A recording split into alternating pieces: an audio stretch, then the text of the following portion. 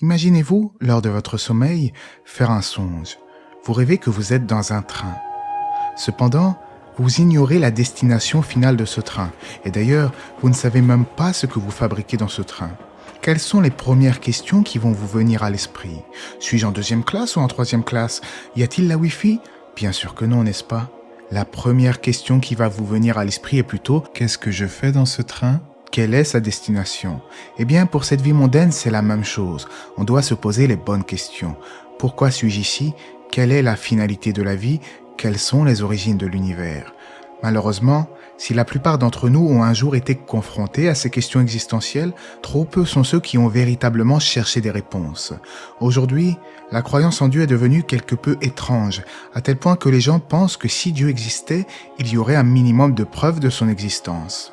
Fort heureusement, aujourd'hui les preuves se sont multipliées comme jamais auparavant et je vous propose d'en analyser quelques-unes avec vous dans cette vidéo. Avant de commencer, je vous invite à vous abonner si vous ne l'êtes pas encore afin de ne rien manquer des prochaines publications. On se retrouve tout de suite après la petite intro.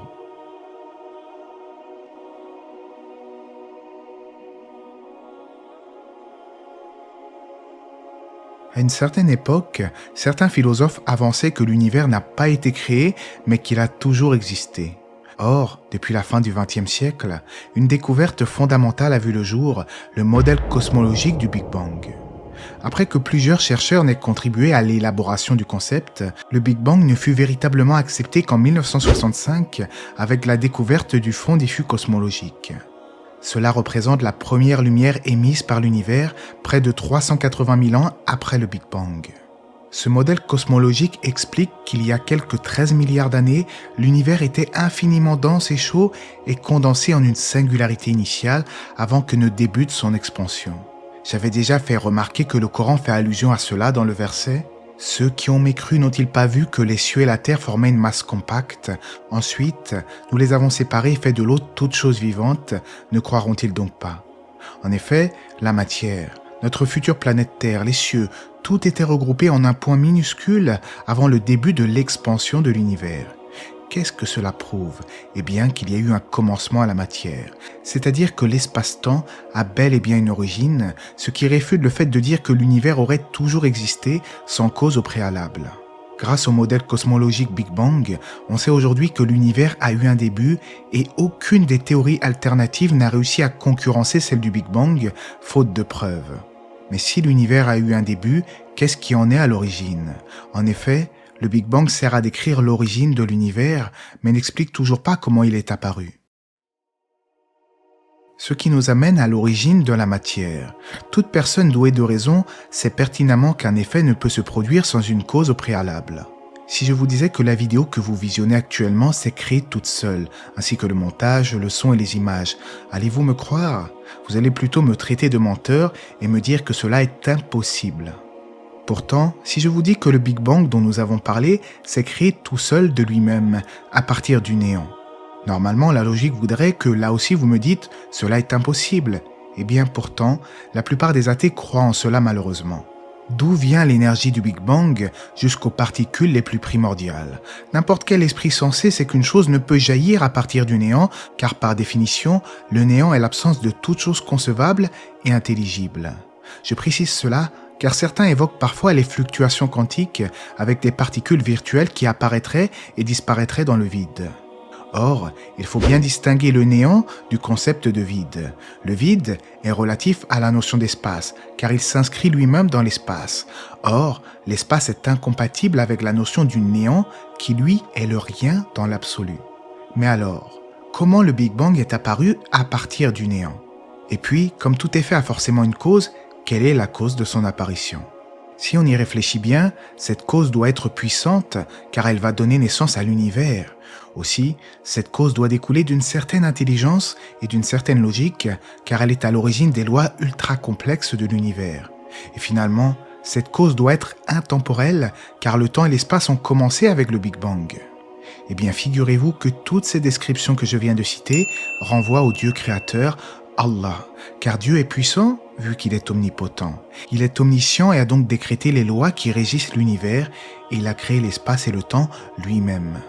Si certains rétorquent en me disant Oui, d'accord, mais qui donc a créé Dieu? Eh bien, j'ai récemment fait une vidéo dédiée à ce sujet si cela vous intéresse, et je mettrai le lien en fin de vidéo, Inch'Allah. Ainsi, si l'univers vient du néant, cela ne peut s'être produit tout seul, et la seule explication rationnelle est qu'il y a un créateur qui a créé la matière à partir de ce néant, comme le mentionne d'ailleurs le Coran dans le sens du verset. Il est le créateur des cieux et de la terre à partir du néant. Lorsqu'il décide une chose, il dit seulement soit et elle est aussitôt. La seconde loi de la thermodynamique, acceptée comme une des lois de base en physique, stipule qu'en des conditions normales, tous les systèmes laissés à eux-mêmes tendent à devenir avec le temps de plus en plus désordonnés, dispersés, voire corrompus. Toute chose, qu'elle soit vivante ou non, finit par s'user, se détériorer, se désintégrer pour être finalement détruite. Telle est la fin absolue par laquelle tous les êtres devront passer d'une manière ou d'une autre, et selon cette loi, il s'agit d'un processus absolument inévitable. Nous pouvons d'ailleurs observer ce phénomène régulièrement au cours de notre vie. Par exemple, si vous amenez votre voiture dans le désert et l'abandonnez à cet endroit, vous ne vous attendez sûrement pas à la retrouver plus tard en meilleures conditions qu'elle ne l'était auparavant. D'ailleurs, vous allez peut-être découvrir que les pneus se sont dégonflés, que les vitres ont été brisées, que son châssis a rouillé et que son moteur ne fonctionne plus. Ce même processus inévitable touchera chaque être vivant. À plus grande échelle, l'univers lui-même semble concerné par cette dégradation. En effet, il est prédit par les chercheurs que l'univers tout entier devrait connaître une fin de type mort thermique. Donc, avec le modèle cosmologique du Big Bang d'une part et la seconde loi de la thermodynamique d'autre part, on sait aujourd'hui que l'univers a un début, mais aussi une fin. Il n'est donc pas éternel, car sinon il ne se dégraderait pas. J'avais d'ailleurs déjà donné l'exemple d'un feu de cheminée dans une de mes vidéos. C'est que un feu de cheminée ne brûle pas depuis toujours, car il se consume à une vitesse mesurable. S'il existait depuis toujours, il serait déjà arrivé à son épuisement et donc à sa fin. J'en déduis qu'à l'origine de cette flambée, il y a nécessairement eu quelqu'un pour l'allumer. Il en va de même pour l'univers qui se consume à une vitesse observable, car s'il existait depuis toujours, il serait déjà arrivé à son épuisement et donc à son terme. C'est pourquoi la mort thermique de l'univers implique qu'il y a eu un début dans l'absolu.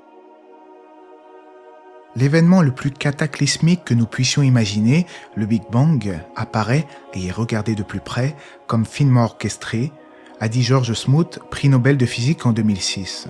Nous avons vu ensemble que l'univers ne peut surgir subitement du néant et de surcroît, on pourrait se demander comment les lois de l'univers sont apparues. En effet, l'univers, sa genèse, son évolution et son fonctionnement reposent sur plus d'une vingtaine de nombres fixés dès les premiers instants de son apparition, des nombres invariables dans le temps et dans l'espace. Ces nombres sont si sensibles que s'ils fluctuaient ne serait-ce que d'un iota, l'univers tel que nous le connaissons n'existerait pas. Certains avancent alors des lois mathématiques très élaborées, d'où le terme fin-Turing, le réglage fin de l'univers, une expression utilisée pour la première fois par Fred Hoyle en 1953. Du coup, attribuer une intelligence à des lois mathématiques et croire qu'elles puissent agir de façon intelligente d'elles-mêmes est complètement insensé. Comment des réglages aussi pointilleux peuvent être alors le fruit du hasard, apparus subitement à partir de rien? On en revient donc encore une fois à l'existence du Dieu créateur. Et même si malheureusement tous les scientifiques n'admettent pas l'existence d'un Dieu qui présiderait au destin des hommes, beaucoup reconnaissent qu'il est hautement improbable, voire même impossible, d'attribuer la naissance et l'évolution de l'univers au pur hasard. Le célèbre astronome américain Alan Sandage a dit à ce sujet « Je trouve tout à fait improbable qu'un tel ordre soit issu du chaos. Il doit exister un principe d'organisation. Pour moi, Dieu est un mystère, mais il est l'explication du miracle de l'existence, pourquoi il y a quelque chose plutôt que rien. » Il y a de nombreux exemples de réglages fins dans les lois de l'univers qu'il serait impossible de tous énumérer dans cette vidéo, mais je vais vous donner juste un petit exemple. Si la vitesse d'expansion après le Big Bang, avait fluctué de 1 sur 1 trillion, l'univers se serait effondré sur lui-même. 1 trillion, pour info, c'est 1 suivi de 18 zéros derrière. À titre comparatif, le nombre de grains de sable sur Terre doit avoisiner le trillion. Alors, on peut se poser la question, combien de grains de sable faudrait-il ajouter ou enlever afin d'empêcher l'univers de se calibrer correctement? 1 grain de sable, un seul et unique grain de sable, telle est la précision exigée pour que nous existions. De surcroît, cette expansion de l'univers semble s'être accélérée mystérieusement il y a 9 milliards d'années. Encore une fois, les chercheurs expliquent que si cette accélération avait commencé une infime fraction de seconde plus tôt, cela aurait empêché la formation de planètes et d'étoiles et nous ne serions même pas là pour en parler. Tout cela atteste indubitablement qu'il y a une force qui a réglé tous ces ajustements fins, qui provient d'un être supérieur doté de sagesse, et à cet effet, voici ce qu'a écrit un jour Albert Einstein. Quiconque est sérieusement impliqué dans la science devient convaincu qu'un esprit se manifeste dans les lois de l'univers, un esprit infiniment supérieur à celui de l'homme et devant lequel nous, avec nos pauvres pouvoirs, devons nous sentir humbles. Nous avons vu ensemble que les découvertes en cosmologie permettent de mettre en lumière la nécessité d'un créateur afin de donner naissance à l'univers. Mais les progrès effectués dans d'autres domaines, eux aussi, tentent à démontrer qu'il y a besoin de Dieu pour expliquer l'origine de la matière et du vivant. Prenons la biologie, le passage de l'inerte au vivant. Quel est le mystère derrière la moindre petite cellule ?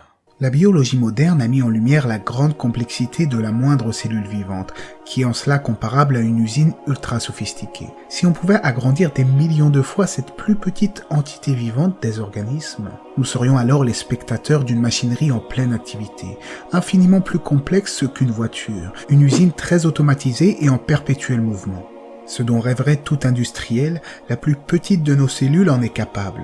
Une simple cellule à un niveau d'ingénierie et de complexité qui dépasse l'entendement, bien plus difficile à appréhender que les plus aboutis des éléments de la technologie humaine. Comme le disait le docteur Hacker de l'université RIS, quelle que soit la machine que l'on invente, on trouvera toujours mieux dans l'organisme. Mais la cellule n'est pas la seule chose à nous laisser perplexes, car dans nos cellules se trouve l'ADN, une macromolécule qui contient toute l'information génétique. Des bactéries à l'homme et des plantes aux animaux, tout être vivant utilise ce langage de la vie, l'ADN.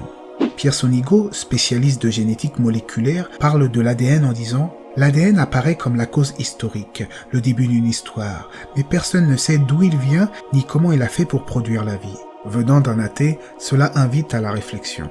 Ce message génétique qui est l'ADN est une information codée, contenant des instructions sur nos traits physiques, comme la couleur de nos yeux, la forme de notre corps, notre couleur de peau.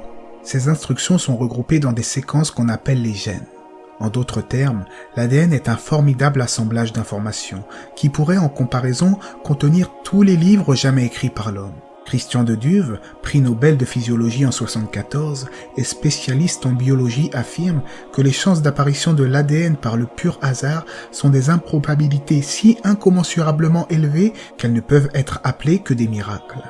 Et entre nous, même l'homme qui a découvert la structure de l'ADN, à savoir Francis Crick, pourtant non-croyant, disait « Une structure telle que l'ADN ne peut être apparue par hasard ».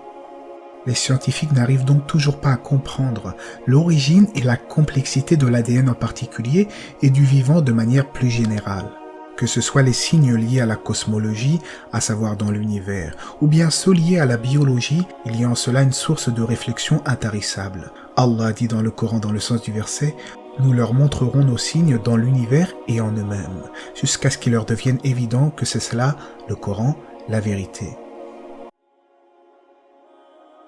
À ce stade de la vidéo, je pense que qui que vous soyez, vous avez compris que le hasard ne peut être à l'origine ni de l'univers et de ses lois complexes, ni de la moindre cellule vivante, car le hasard est un principe chaotique et incertain. Or, nous avons vu qu'aux premiers instants de l'univers, ce n'est pas le chaos qui régnait, mais plutôt l'ordre, vu que l'entropie était au plus bas. Et puis, d'autres questions nous viennent à l'esprit. Est-ce par le fruit du hasard que nous sommes dotés de 5 sens, dans une forme harmonieuse et structurée ? Si le hasard nous a garanti un accès pour pouvoir s'alimenter, à savoir la bouche, s'est-il également hasardé à nous concevoir des issues pour nous soulager ? Si le hasard nous a dotés d'un appareil respiratoire, par une simple coïncidence, s'est-il également hasardé à nous octroyer une oxygène en abondance ? Est-ce le hasard qui fait que nos organes vitaux soient protégés par une cage thoracique ou une boîte crânienne ? Et des exemples comme cela, on pourra en citer des millions, si ce n'est des milliards. Les animaux, les plantes, tout un écosystème ingénieux se renouvelle constamment chaque jour. Comment attribuer cela au hasard ? Cela est insensé. La vérité, c'est que toutes ces choses ont un créateur, qui a bien déterminé chaque événement de notre vie. Mais alors, si tout est prédestiné, du coup, le hasard existe-t-il vraiment ? Pour certains partisans de la mécanique quantique, le comportement des particules les plus élémentaires serait régi par le hasard. Selon des études sur l'infiniment petit, à savoir l'étude de notre matière à une échelle subatomique, lorsque l'on observe une particule élémentaire, on peut connaître soit sa vitesse, soit sa position, mais jamais les deux en même temps. C'est ce que l'on nomme le principe d'incertitude d'Heisenberg. Mais cela ne veut pas forcément dire que la matière est gouvernée par le flou du hasard, cela signifie seulement que nous ignorons certains facteurs qui échappent à notre vision des choses. En effet, si nous avions au préalable connaissance de la vitesse et de la position des particules simultanément, on pourrait prévoir jusqu'à l'avenir la météo avec une certitude de 100%, ce qui est bien sûr inconcevable. Le mathématicien Henri Poincaré disait à ce sujet « Une cause très petite qui nous échappe détermine un effet considérable que nous ne pouvons pas ne pas voir, et alors nous disons que cet effet est dû au hasard. Si nous connaissions exactement les lois de la nature et la situation de l'univers à l'instant initial, nous pourrions prédire exactement la situation de ce même univers à un instant ultérieur. En d'autres termes, c'est parce que nous ne connaissons pas exactement toutes les conditions initiales qu'il nous est impossible de prédire l'évolution des systèmes. On peut donc dire que ce principe d'incertitude d'Heisenberg est plutôt un principe d'incomplétude, car au final, c'est Dieu qui a déterminé le comportement des particules bien avant notre naissance. Einstein lui-même, même s'il ne croyait pas au Dieu monothéiste, reconnaissait le déterminisme des lois de l'univers. Il est mentionné dans un hadith que le prophète, alayhi salatu wassalam, a dit en ce sens « Allah a écrit les destinées des créatures 50 000 ans avant de créer les cieux et la terre, et son trône était sur l'eau. » Mais alors, me dira-t-on, si tout est déterminé, il n'y a pas de hasard, le hasard n'existe pas. En effet, on peut dire que le hasard pur n'existe pas, car chaque chose est déterminée avec précision dans l'univers. On pourra me rétorquer, qu'en est-il des jeux de hasard ? Alors bien sûr que l'on est amené dans notre journée au quotidien à parfois utiliser le mot hasard. Il n'y a pas de mal, mais on doit garder à l'esprit que ce n'est jamais du pur hasard. Lorsque l'on parle de machines à sous ou de jeux de hasard, nous sommes en réalité confrontés à une sorte de hasard artificiel généré par l'homme. Certains l'ont bien compris et ont réussi à tricher aux jeux de hasard au casino en utilisant finement la fréquence de sortie des numéros comme l'avait fait William Jaggers. D'autres ont même réussi à mesurer la vitesse de la boule et du cylindre portant certains numéros pour prévoir la zone de destination de la bille avec une précision suffisante pour gagner systématiquement. Le casino leur a ensuite interdit l'accès au casino afin de ne pas rafler toute la mise. Pour faire simple, le hasard est mathématiquement programmé. Il n'existe pas dans sa forme la plus pure. Tout programme informatique repose sur des algorithmes mathématiques programmés et donc parfaitement prévisibles. Il y a énormément de débats philosophiques sur lesquels on pourrait s'arrêter afin de démontrer l'existence de Dieu. On pourrait par exemple se demander d'où vient la conscience humaine qui demeure encore un mystère pour les scientifiques. Et je ne peux que vous renvoyer vers une vidéo consacrée entièrement au sujet. Un argument de poids utilisé par les créationnistes est aussi de dire, tout simplement, pourquoi y a-t-il quelque chose plutôt que rien ? Cela peut paraître un peu naïf comme question de prime abord, mais la question n'est résolue uniquement que si l'on admet enfin qu'il y a bien existence d'un Dieu créateur qui lui-même est incréé. Certains sceptiques pourront me rétorquer, c'est un peu simpliste comme raisonnement. Eh bien, je serais tenté de répondre en utilisant le rasoir d'Occam, connu aussi sous le nom de principe de simplicité. Le rasoir d'Occam est un des principes utilisés en science pour l'élaboration d'une théorie et le choix entre différentes solutions possibles. Pour simplifier, quand on dispose de plusieurs thèses en compétition qui permettent de prédire exactement les mêmes choses et qu'on ne peut les départager, la plus simple est la meilleure jusqu'à preuve du contraire. Pourquoi ne pas alors enfin accepter que cet univers est créé ? C'est bel et bien l'explication qui prévaut pour expliquer l'origine de la matière et de la vie. On pourrait alors nous dire que si Dieu existe, pourquoi nous a-t-il laissé livrer à nous-mêmes, livrés à des questionnements sans fin sur le but de notre existence ? Eh bien, en creusant un peu, on se rend vite compte que Dieu ne nous a ni abandonnés, ni délaissés, bien au contraire. Il nous a envoyé des révélations, à l'image de la Torah, l'Évangile et le Coran, ultime message pour l'humanité, le tout agrémenté de miracles clairs et sans équivoque. À l'époque de Moïse alayhi salam par exemple, la mer Rouge s'est scindée en deux parties afin de laisser passer les Hébreux, alors que Pharaon et ses armées étaient à leur trousse. À l'époque du prophète Mohammed, alayhi salatu wassalam, c'est la lune elle-même qui s'est fissurée en deux parties.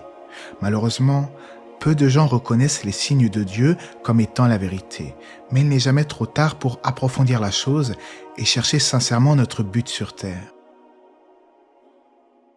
La fitra, la saine nature. Si l'on y réfléchit bien, la plus grande preuve de l'existence de Dieu se trouve à la portée de tous. Sortez de chez vous, contemplez les arbres, les oiseaux, le soleil et la lune, le ciel étoilé. Comment toutes ces choses merveilleuses sont-elles apparues? Comment toutes ces choses différentes dans leur forme, ressources et fonctionnement se sont-elles assemblées et comment se renouvellent-elles constamment? Et vu que le néant et le hasard ne peuvent être à l'origine de quoi que ce soit, il serait mieux de reconnaître l'indéniable existence de Dieu. Surtout qu'à l'origine, l'homme a cette croyance innée en lui qu'il y a un être suprême, un être transcendant, seulement, malheureusement, l'homme a tendance à dévier de cette saine nature. Pourtant, quand tout va mal dans la vie d'un individu, l'homme se tourne naturellement vers Dieu. Mais lorsque le mal disparaît, il renie son Créateur. Et ce fait a été mentionné dans le Coran dans le sens du verset « Et quand le mal vous touche en mer, vous oubliez ceux que vous invoquiez en dehors de lui et vous vous rappelez du Tout-Puissant. Mais dès qu'il vous sauve et vous ramène à la terre, vous vous détournez, l'homme est très ingrat. » Mais alors, qu'en pensent les physiciens dans tout ça? Certains croient en Dieu, d'autres non, mais beaucoup admettent que l'univers ne peut être le fruit d'événements hasardeux apparus spontanément. Arno Penzias, né en 1933 et prix Nobel de physique en 1978, est l'un des deux hommes à avoir découvert le fond diffus cosmologique, et voici quelques-uns de ses propos.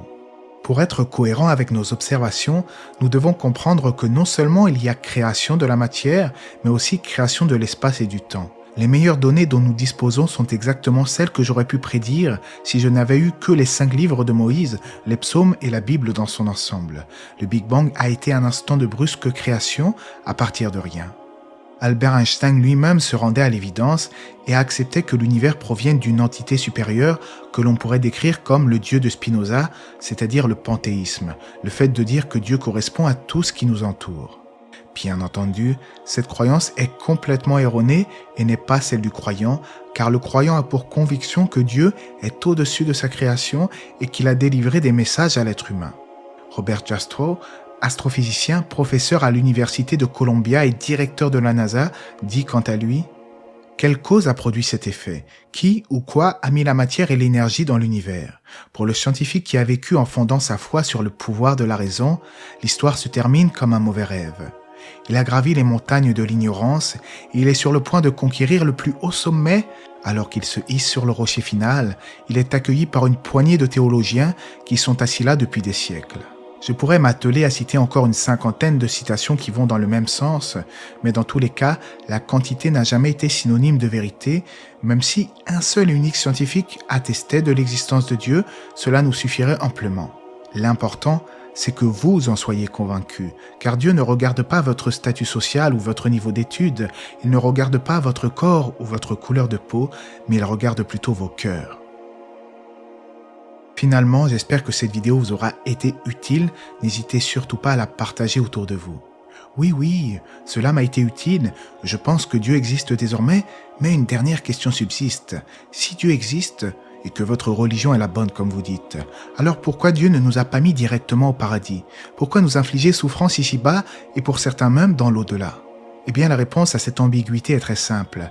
Dieu a créé car il est le créateur. Il peut créer donc il a créé. Les anges, par exemple, ne sont pas dotés de libre arbitre. Ils adorent Dieu sans lassitude et ne commettent pas de turpitude. L'être humain, de son côté, est doté de libre arbitre, en ce sens qu'il a le choix dans ses actions de pencher soit vers le bien, soit vers le mal. Ainsi, c'est un grand privilège de savoir que certaines créatures qui auront mérité le paradis auront été à même d'exercer leur libre arbitre ici-bas afin de chercher la vérité, ainsi qu'à chercher à connaître leur Seigneur. Dieu n'a créé l'être humain que pour son adoration. Alors bienheureux celui qui a saisi le sens de sa vie et vit en conformité avec ce que son Seigneur attend de lui. Et Allah dit dans le Coran, dans le sens du verset, « Ce n'est pas par divertissement que nous avons créé les cieux et la terre et ce qui est entre eux. Nous ne les avons créés qu'en toute vérité, mais la plupart d'entre eux ne savent pas. Allah c'est mieux, j'espère que cela vous aura été profitable. Que la paix et les bénédictions d'Allah soient sur le prophète, sa famille et ses compagnons.